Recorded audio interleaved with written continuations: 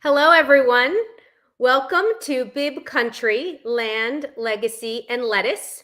This is the final webinar in our pre-festival series. We are 1 week out from the March On Festival launching, and we are thrilled to be here today with Lonnae O'Neal and Dwayne Bray for what is going to be an absolutely fabulous conversation. For those of you who have not yet checked out our festival schedule or enrolled in festival programming, I encourage you when the webinar is over to go on to marchonfest.org and check out all of our programming.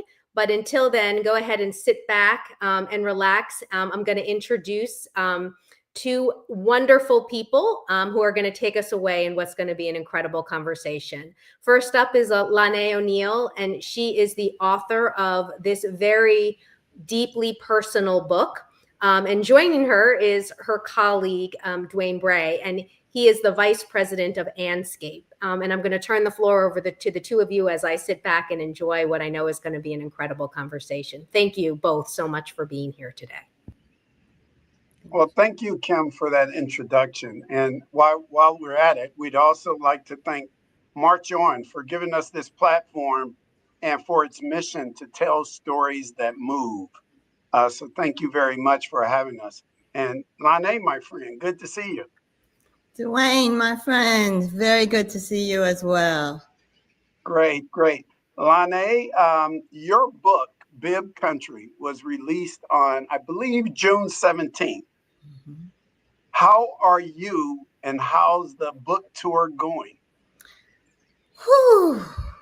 So, I am good. Thank you for asking. I'm just out here in these book streets, in these literary streets.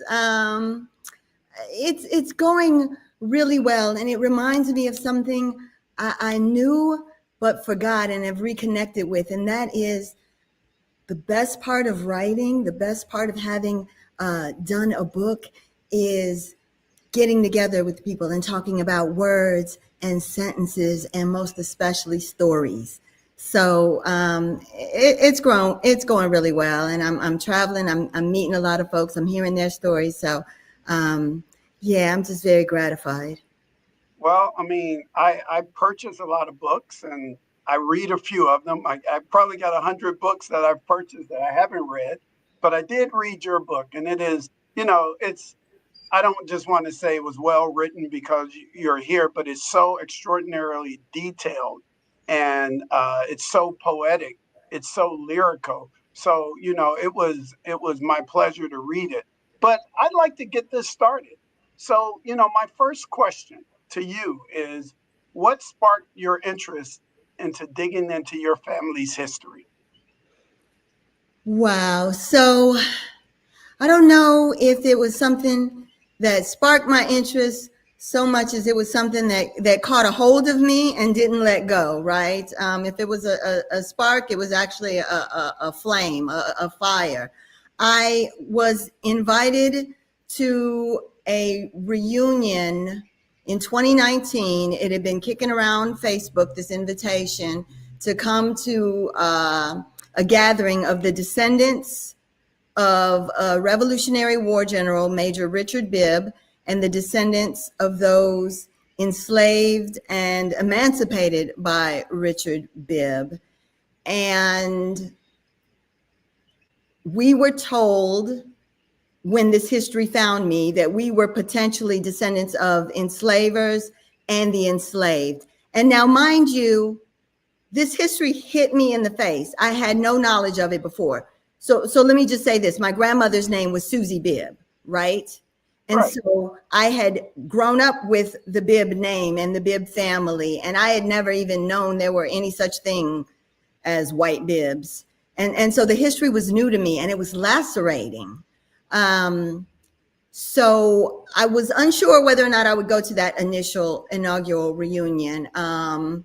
And initially I was like, you can miss me with the plantation happenings.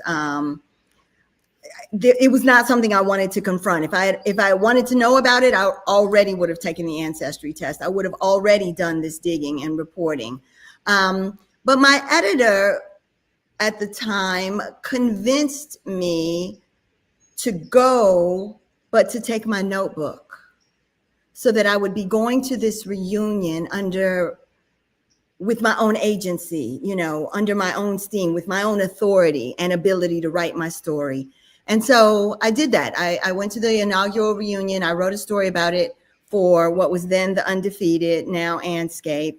And when I got home, I thought that would be the end of it, right? It was a difficult story to report and write and think about, and I was ready to move on. But as I say in the book, that's not how Black ghosts work. Once they make up their mind about you, they follow you home. And so a chance planting of my backyard garden and some lettuce seeds, which was accidental. I had picked up the packet just to sort of study it and have it. And my daughter planted the seeds. And it caused me to abandon my garden. And I write in the book, I've never even been able to love the idea of it again, the backyard garden. And so it was that made me say, this history is not going to let go of me. I have to turn, I have to face it, and I have to do it the way I know how to do it, which is to report and to write my way through it. And so that was roughly 2020 that I decided to write the book, and it was a 5-year journey. I want to stop you there because you were a reporter at the Washington Post, and then you came over to our family at the Undefeated and now Andscape. And you didn't even know your own family's history, even though you were probably telling everybody else's family history as a writer, as an author. That just shocks me. Right. First of all, I'm going to need you to take that judgy out of your voice.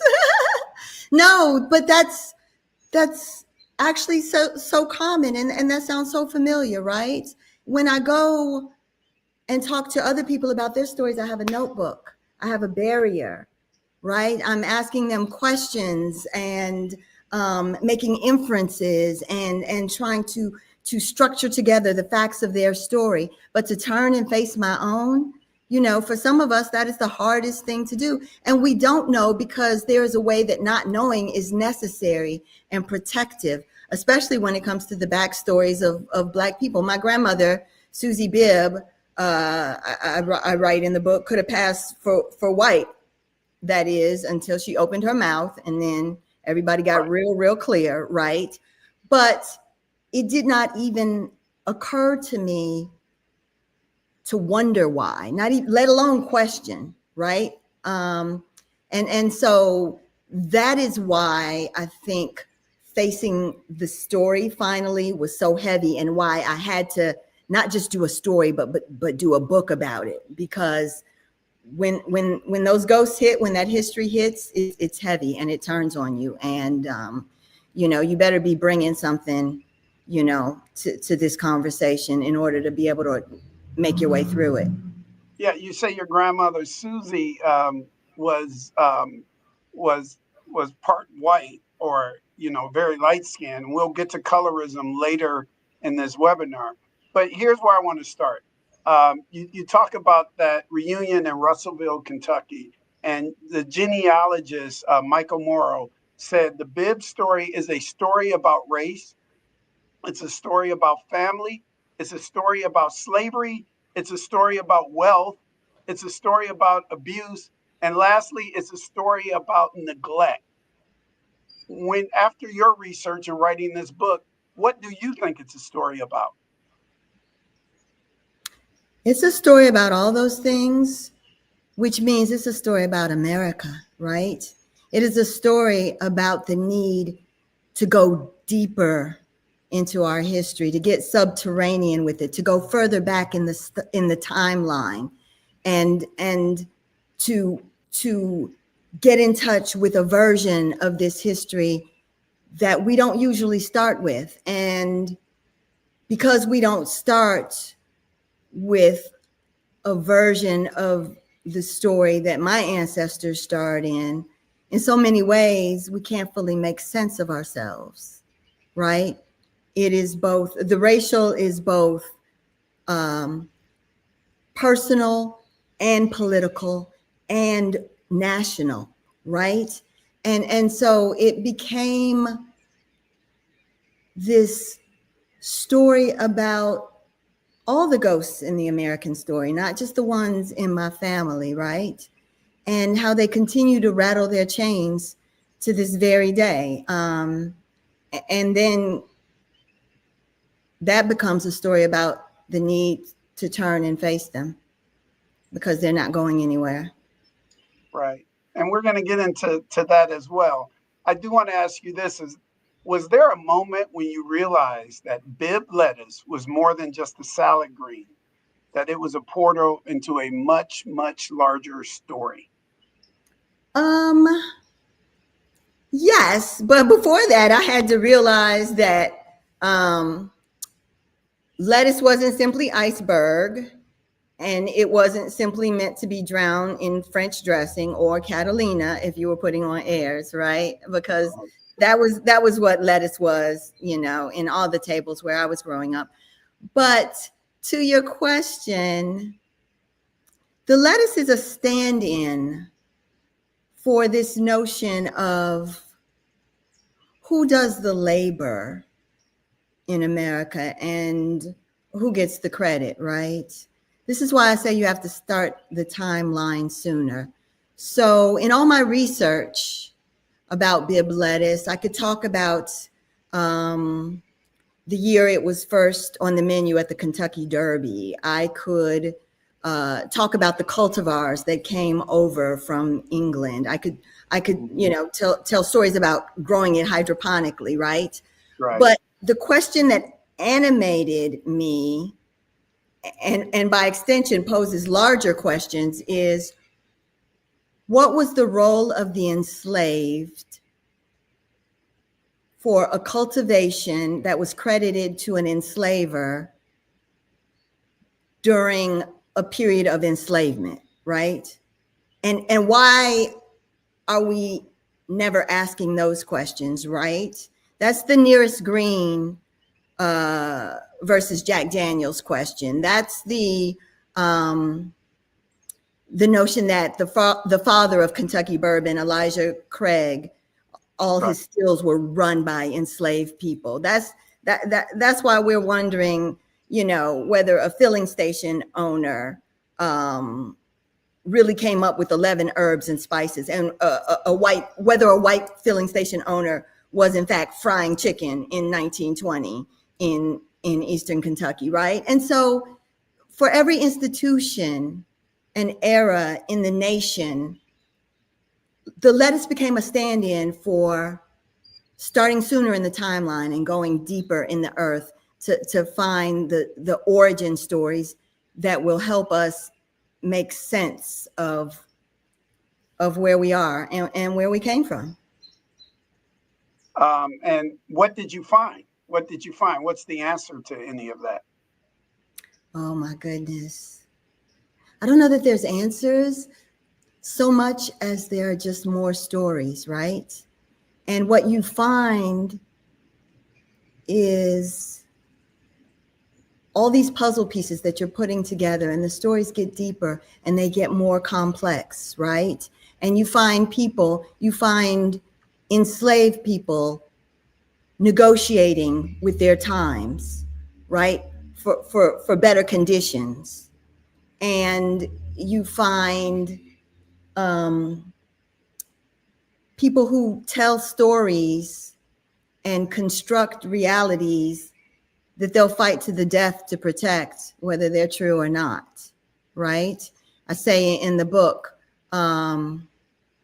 there's the truth that we can handle, that we can manage, and then there's something else, right? And we have to, as a people, as a nation, be able to go back further and go deeper in order to confront that what is something else, because it's the only way we're going to make sense of ourselves and of our nation.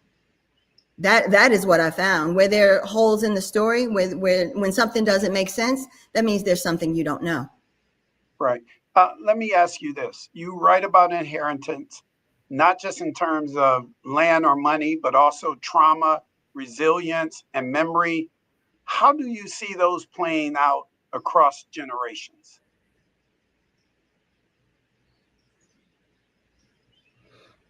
Right. Well, trauma is generational, just like wealth is generational. Matter of fact, generational trauma is one of the inheritances of Black people, and not just Black people, right? But if we understand that psychically, if that's legible to us, if that makes sense, then what we understand is when we're telling family stories, and in Bibb Country, I tell a story of 7 generations of Bibbs, going back to a woman I call Mama Keziah, and in 1786, and I move it forward through the migration from Virginia, the Piedmont region of Virginia, to Western Kentucky, to Southern Illinois, Centralia, Illinois, to Chicago, and then my move to Washington, D.C. And the history we don't confront, just like the trauma we don't confront, it's not like it goes anywhere. It just follows us. It follows us through all the generations and all the migrations, and we can't outrun it, and we can't out-educate it, and we can't out-cool it. We just bring tools.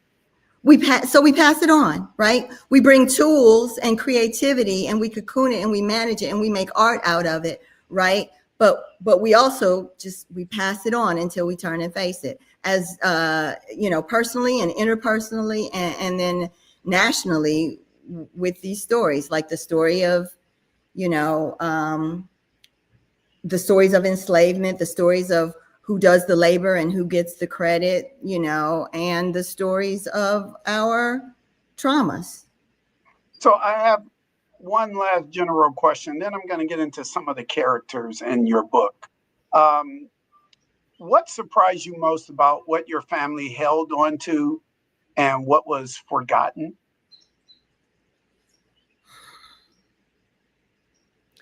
So there were some real pieces of resilience that we held on to, right? The education piece, the community piece, the gathering piece. In some ways, though, by not giving voice to the things my family had been through, what we assured ourselves of was that it would repeat, that it would continue this cycle, right? By not giving voice to things or forgetting stories,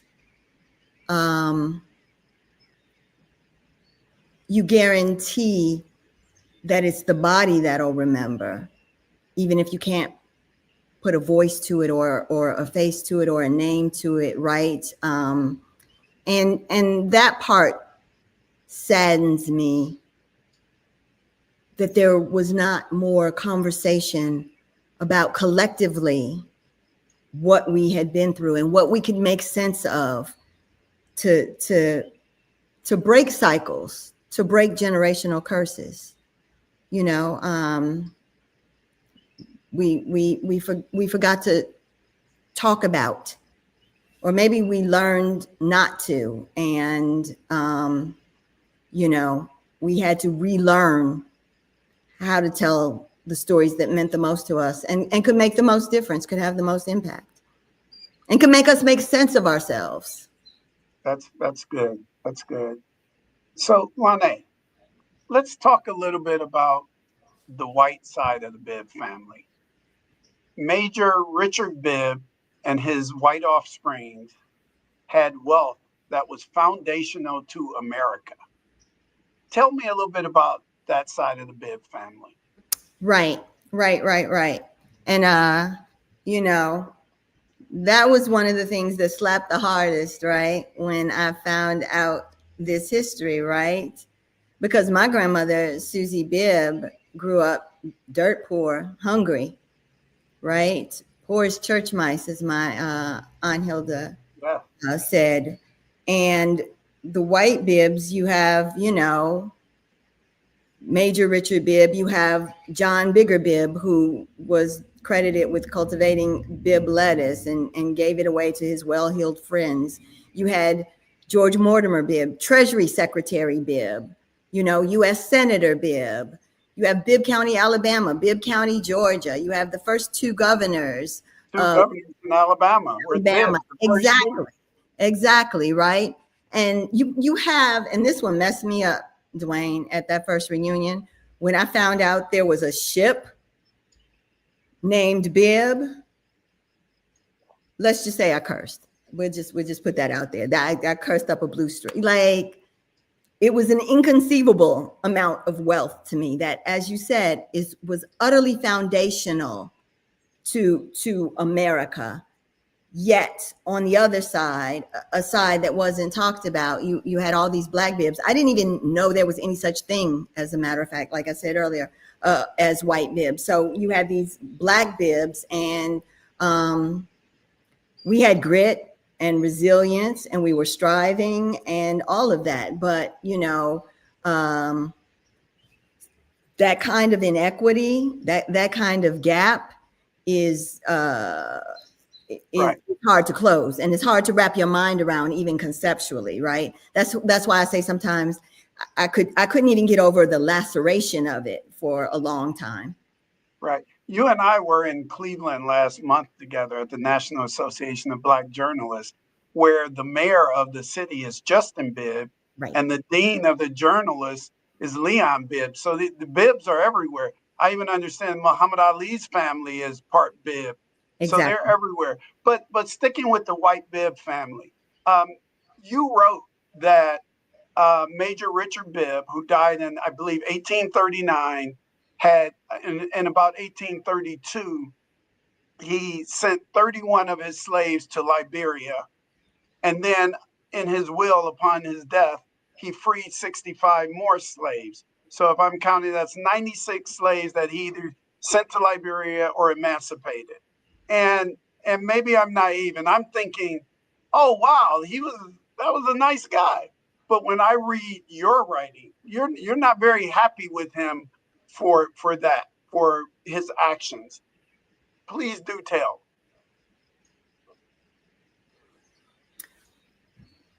I understand how people make the argument that in the context of the times, he was an emancipator. He was this man who struggled mightily with this institution. But Black people were people of their times as well. And given a choice, right? this notion that he freed some Black people and sent them to Liberia. It is the choice between the fire at your feet or the boot on your throat, right? And given a choice, my fourth great grandmother would not have seen her children leave her, never to be seen or heard from again, right? It is a point of view thing. It is an angle thing. And that is what I wanted to do different in this book. What does it look like from Black eyes, right? What does it look like if we're always taking care of white stories and white narrative primacy? Then who's speaking for the descendants of the slaves, right? If we're taking care of white people and their stories and they're taking care of themselves, then who is speaking for my fourth great grandmother who did not want to see her children, taken from her and didn't have the ability to frame it like, this is not a good thing, that you think you're doing one thing, but it's all racist and horrible and inhumane, right? And the fact that he emancipated 65 other folks in his 1839 will, I write in one of my passages that arguably just meant that he was better than some, right? Because what is also true is there were white people who were not making the decision to enslave people, during a time of enslavement. And what is also true is there were 4 million Black people who were not consulted as to their choices at all. And so I think we have to be, when people say presentism, and you have to look at it in the context of the time, the presentism, well, Black folks were present since we got on these shores, right? And so that is the lens that I looked at it from. And so it wasn't that wasn't an important historical fact. It is simply not, it doesn't atone for everything. It doesn't wipe away that he was an enslaver in the first place, or that he had a sales bill on his wall, 2 likely Negro boys, 10 years old, for sale, right? He still participated, and his wealth was still built on those bodies and on those stories, and the way those stories rippled through 7 generations of my family history. And he was even still allegedly fathering children. Well, from some of the enslaved women all up until nearly his death, right? So family history has it that my third great aunt, a woman named Catherine, Granny Kate, she became the matriarch of Bibb Town. Well, Granny Kate was, oral history had it, the daughter of Major Richard Bibb, and she got the most land, 250 acres in the will, in the choicest parts of the land as well, right? Well, Granny Kate was 3 when Major Richard Bibb died. Major Richard Bibb was 86 when he died. I think I have that right. He was 86, 89. He fathered her as an octogenarian, right? Right. And so that tells a story right there. Right. So let's switch over to the Black Bibbs.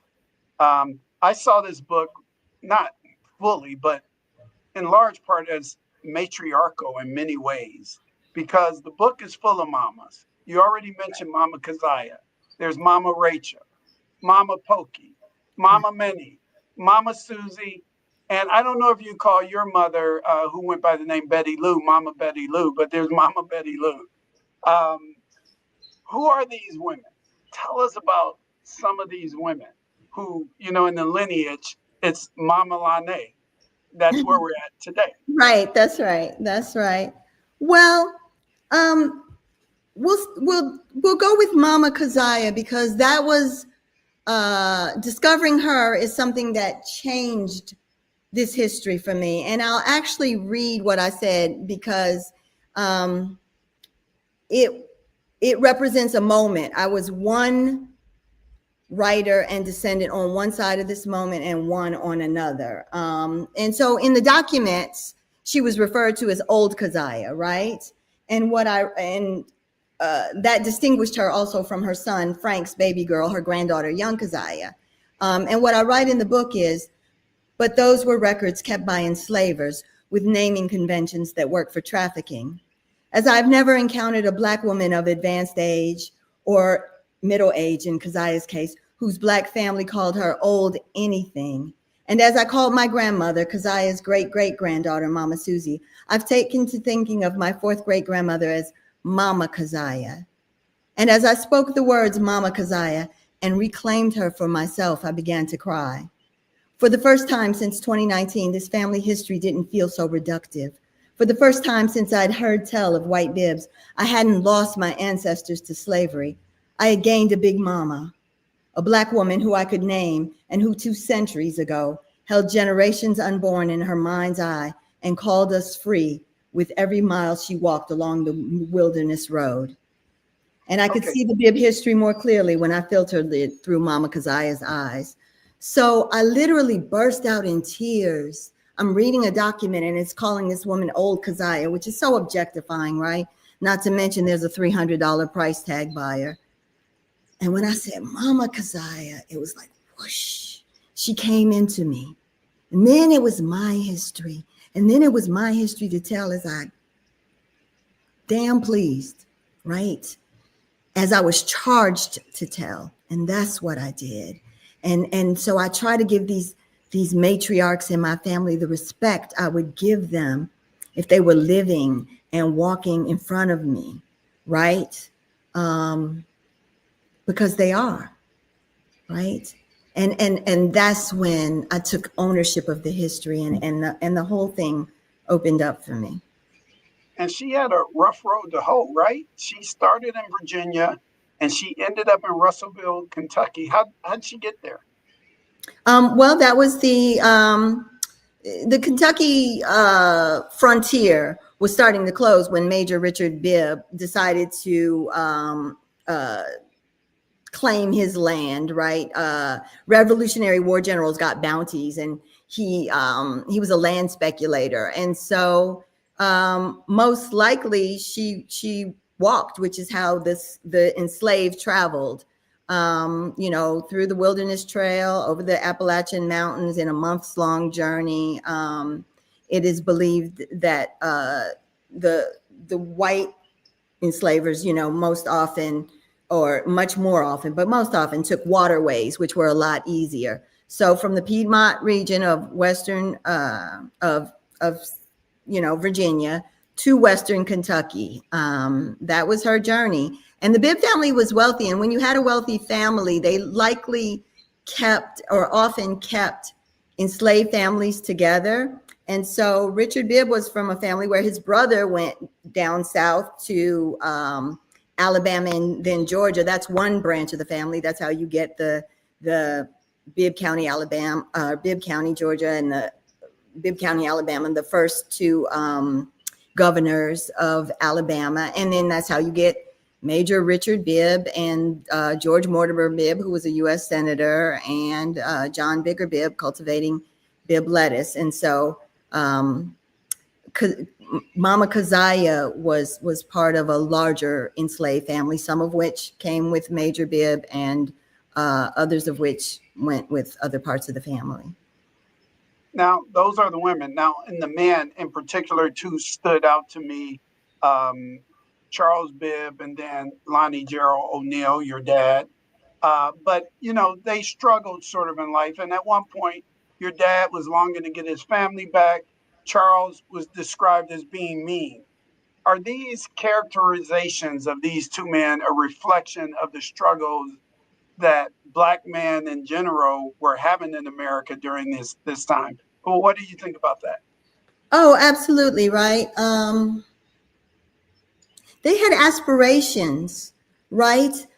And they were always negotiating with their time. And they had these generational traumas, right? If you start out with a family that advertises, 2 likely Negro boys for sale about 10 years old, right? You understand things got passed down. So not only are they dealing with, the trauma and the cruelty and the violence of the time that gets passed down, but they are also using their wits and their grit and their creativity and their labor to try to secure a more permanent and a steadier position, to try to gain advantage, right? And sometimes they're making incremental progress, and sometimes the times are just knocking them back on their ass, right? And so the only thing I ever heard about Charlie Bibb before I started researching this book, and I heard it universally, was that he was mean and yellow, right?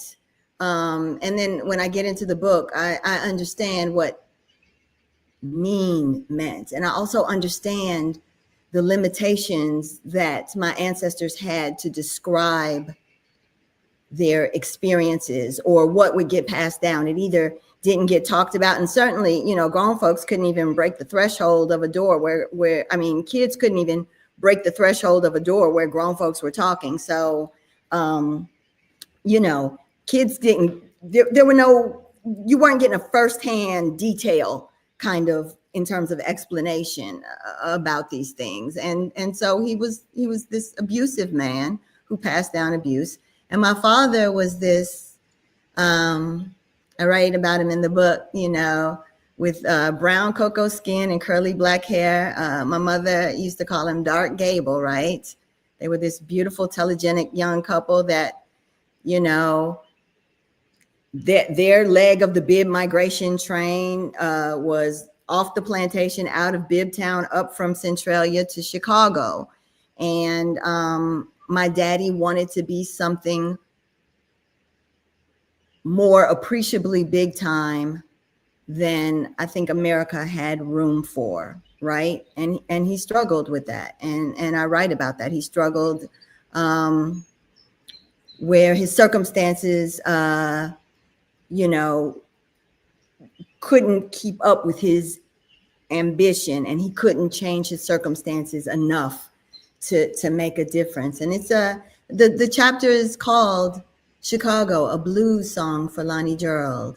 And you're right, he is a big looming character. When I first heard about the reunion in 2019, my daddy loomed all over it, right? His story, his backstory as an educator, but before that, as a Chicago police officer whose path crossed with another young police officer named John Burge, who became very, very significant in Chicago police history. Yeah. We're going to talk about Charles Bibb a little more, but you use that word again to describe your parents, Lonnie Gerald and Elizabeth Luella Blackwell, also known as Betty Lou. You call them telegenic. Tell us more about this telegenic couple. Right. So, so daddy was, you know, athletic. Centralia, Illinois had the winningest basketball program in the nation for a lot of years. And my dad was part of that legacy. My theory of that is the Centralia, Illinois, Centralia Township High School was never segregated. And so, both in terms of their smarts and in terms of the athletics, the high school was able to use the talents of all the folks in the city. And you just had some teams that won championships over and over and had this, you know, this sports tournament that was, you know, just legendary, right?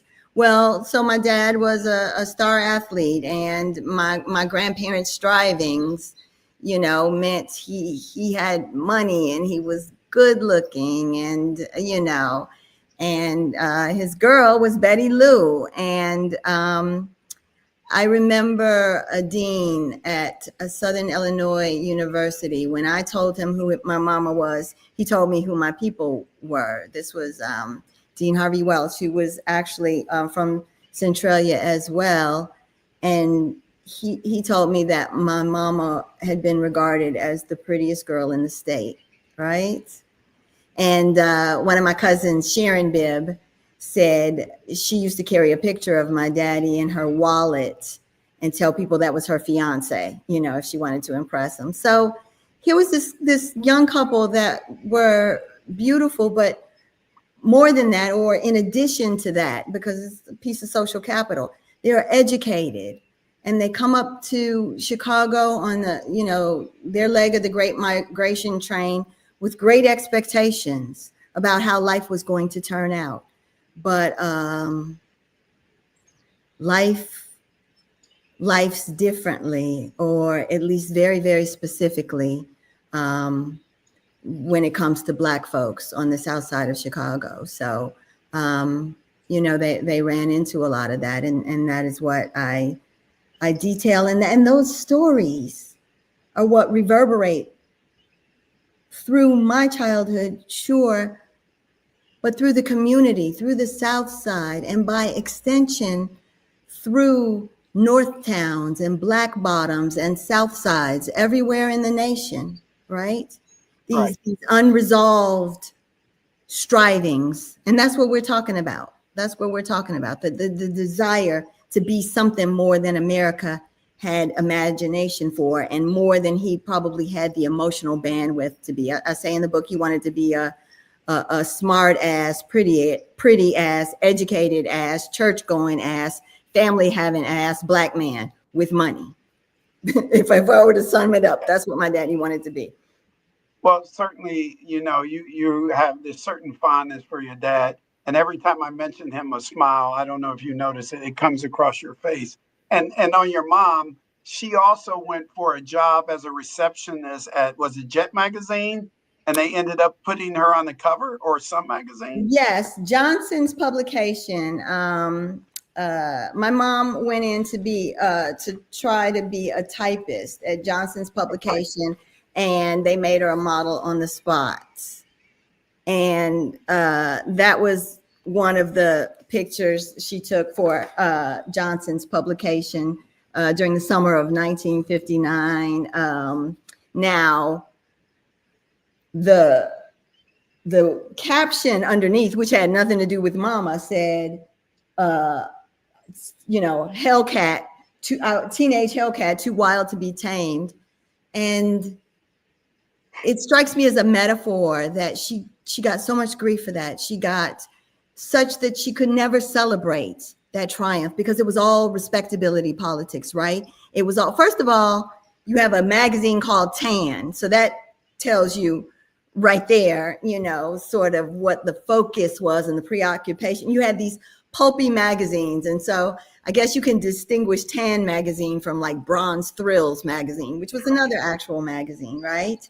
So there was always this duality. Again, you have Black folks wanting a vision and what they are starting to see in cellular, in movies and television, and they've got the education, and, you know, they've got all the ingredients of having this bigger life than what their circumstances sort of dictated.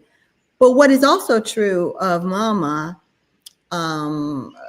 was that no matter how beautiful she was, what is also even more true, right? At least equally and even more, is that she was, you know, educated, and she spent 33 years as a Chicago public school teacher.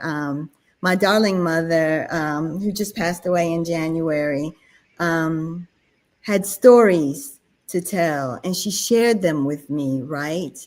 And she reminds me that when you're starting to write this history, what you have to do is you have to start with people, right? Right. The documents will be there, but you have to start with people, because people pass away and they take their stories with them wherever they go, right? That's great advice. And so, you know, that is why I wanted to tell the story of my parents, because they stood for something.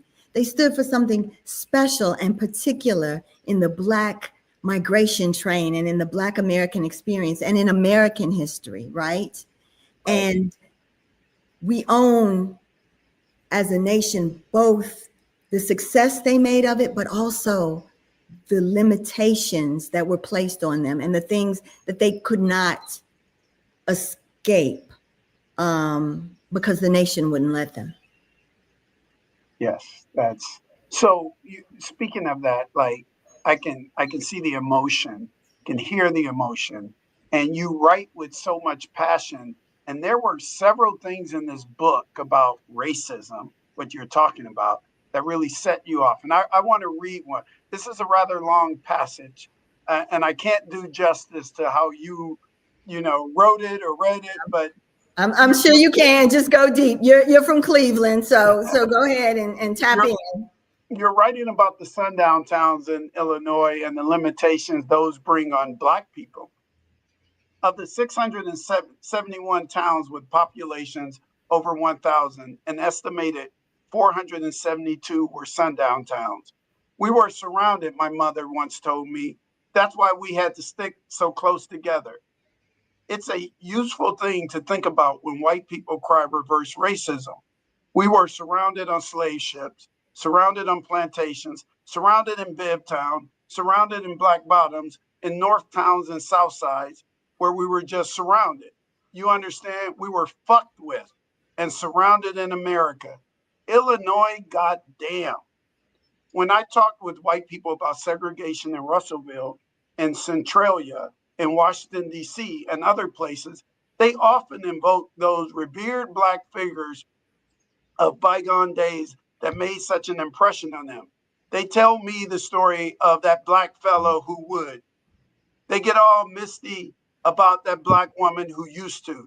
They invoke these folks not only as examples, you see, of what is possible between the races, but in their estimation, this is what's possible in America if Black people writ large would only keep some do-right in their system.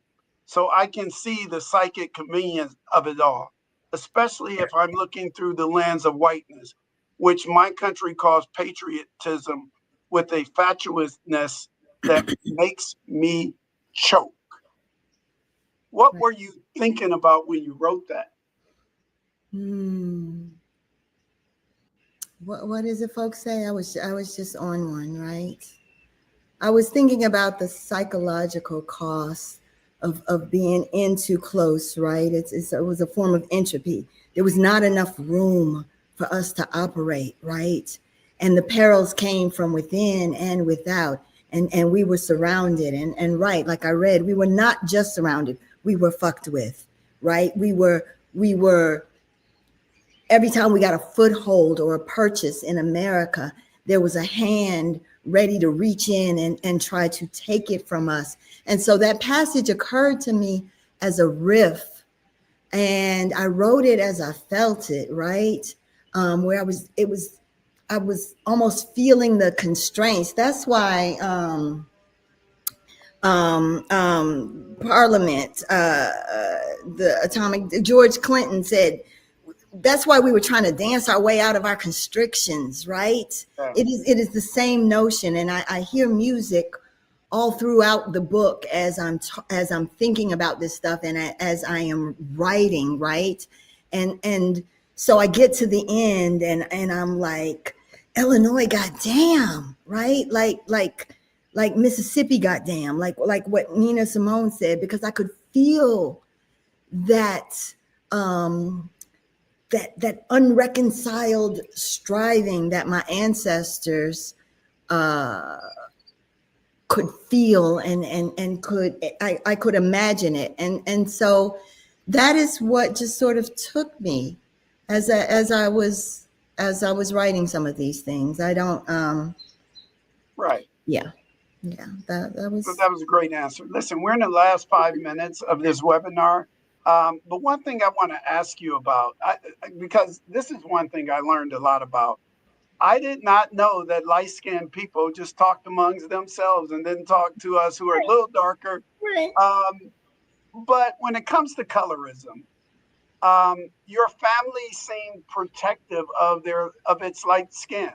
In fact, in chapter 6 on Centralia, you write about what killed Charlie Bibb at age 53, and you say it could have been those decades in the coal mines though some think it was some of that mean that finally turned on him, or maybe he'd had a knowing, a foreshadowing that took the life from him, that all his kids and most of his grandkids would go on to marry dark-skinned Black people. Tell me about that. Right.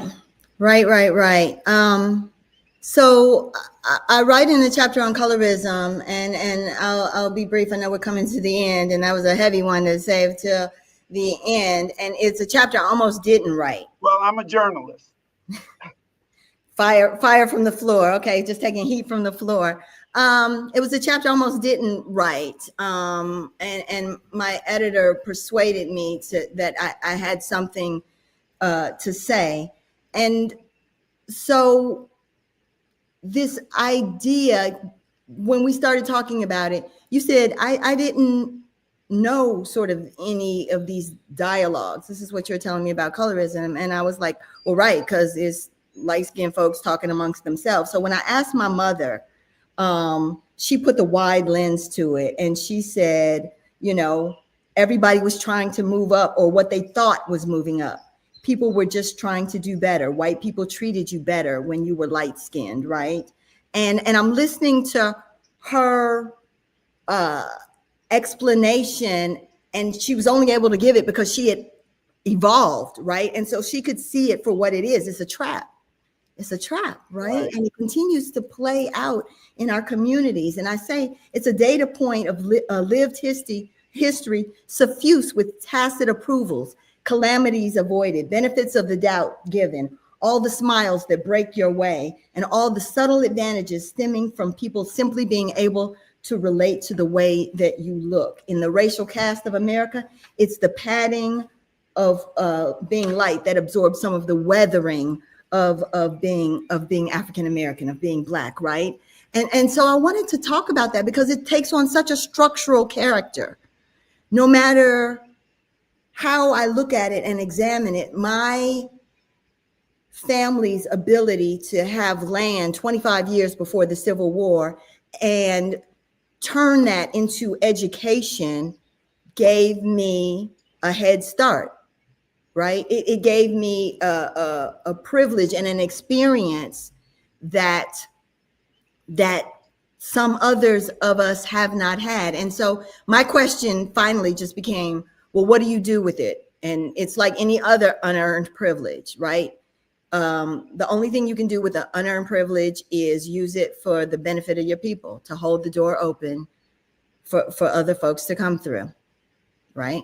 Yeah, I learned a lot from that, and that's a great answer. So as we wrap up here, I have two final short questions. One is, after spending so much time with this story, how has it changed the way you see yourself and you see your family?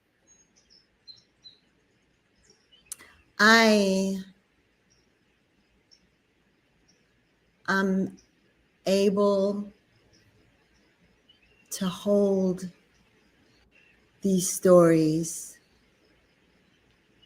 and make sense of them and make sense of myself and my family and our place in America in a way that I was not before. I have a wider lens and more grace for myself and for others, and more impatience for what the nation needs to do, right? Because we can't turn around. We can't even turn around and meet you halfway, because that would be going back, right? What we actually need is for everybody to be able to turn and face their stories. And then we'll all make more sense to each other, and then we'll be able to keep it moving. Well, you did a service to your family, you did a service to our families, and you did a service to the nation by writing this. And I hope a lot of people read it. My final question is, so what's next for you? You have any more family stories? Did this book yield something that, want to send you down another rabbit hole? Lord, you sound like every one of my cousins ever.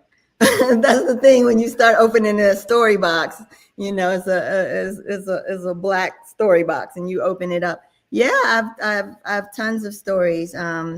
You know, I talk about my darling mother, you know, there's a story there. There's a story of, you know, on the O'Neal side, there's a story on the Blackwell side.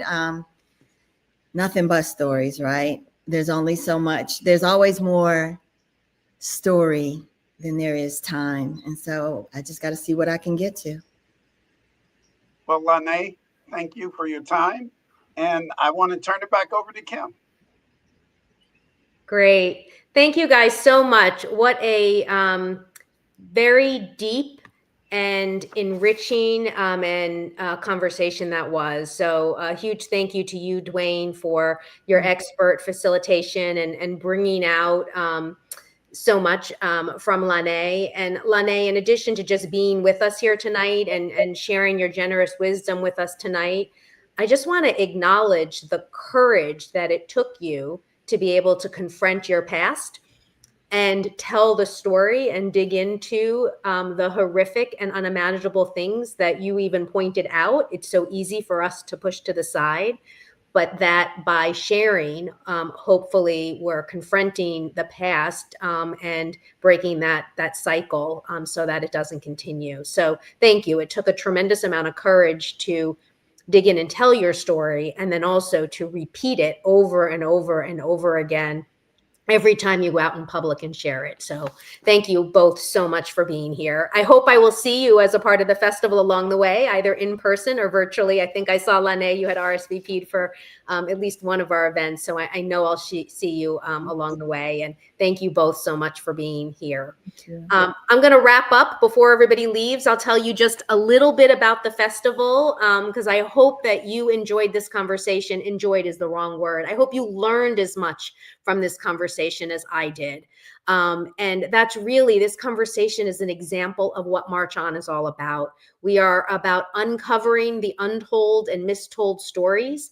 And through doing that, through telling the truth at a time when the truth is being hidden, we help to hopefully break the cycle and educate and inspire a continued progress towards social justice. And I can't think of a time that March On is needed more than now. So I hope you guys will join us as a part of the festival. If you're in the DC metro area, I encourage you to stop down and be a part of the programming, whether that's one day or every day. You will find among yourselves people that you can learn from and grow from and feel connected with, and you'll get more information and more education, and it will help to fuel your soul. Hopefully you'll bring some people along who can learn some and may not be quite as invested in the movement, and you know, we can educate a growing number of people to join us. I think the power of the arts in this moment is so important. So I encourage you, if you're here virtually, we have an incredible amount of virtual programming. In addition to webinars, we have a virtual pass that gives you access to 25 social justice films for $25, plus a whole host of virtual programming. So really, the next week, starting on September 15th, there's just a plethora of opportunities. We have them at all various price points. I think we have 6 programs that are entirely free. We have our fundraising gala, which does have a heavy ticket to it. But if you have the capacity to join us for that, you're not just going to a great event, but you're also helping to fund the rest of the movement. And then we have some incredible programs, and I won't be able to go through them all today, but I'm just going to highlight, in addition to the gala, which is on Tuesday, I will highlight just a couple of our signature programs that I would love to be sure that people are aware of. First off, Critical Condition Health in Black America, we're doing in partnership with NOVA.